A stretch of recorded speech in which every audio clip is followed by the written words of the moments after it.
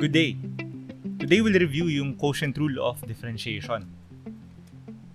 So if you have two functions, f and g, na pareho silang differentiable, then the derivative of their quotient, f of x over g of x, is given by the mnemonic low di high minus high di low all over low low, which means that yung function sa denominator, si g, times the derivative of the function sa numerator, yung high, which is f, so g times f prime of x, minus high di low, so yung function sa numerator, which is f, times the derivative of the function sa denominator, which is g, so f times g prime of x, all over low low, or yung square nung function sa denominator, g squared of x.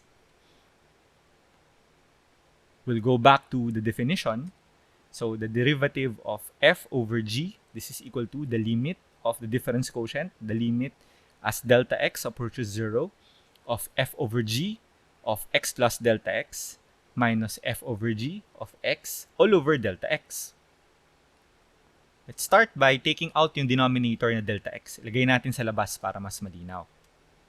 Then let's observe yung terms dun sa loob ng square brackets. Iko-combine natin siya into a single fraction. What we'll do sa numerator is we'll add 0 in a special way. Mag-a-add tayo ng dalawang terms that will add up to 0. In this case, we'll add negative f of x times g of x, tsaka positive f of x times g of x. Ni-relocate ko sila sa separate positions para yung isa, katabi niya yung first term ng numerator kanina, yung positive na f times g, katabi niya yung second term ng numerator kanina. Notice that for the first two terms, meron tayong common factor na g of x. Let's factor this out. Like so. Then for the last two terms, they have a common factor na f of x. I-factor out din natin siya. Actually, note that I factored out negative f of x. Kaya yung plus f of x, g of x kanina sa last term, naging negative g of x na lang siya. So our numerator now has two terms, na each term is a product.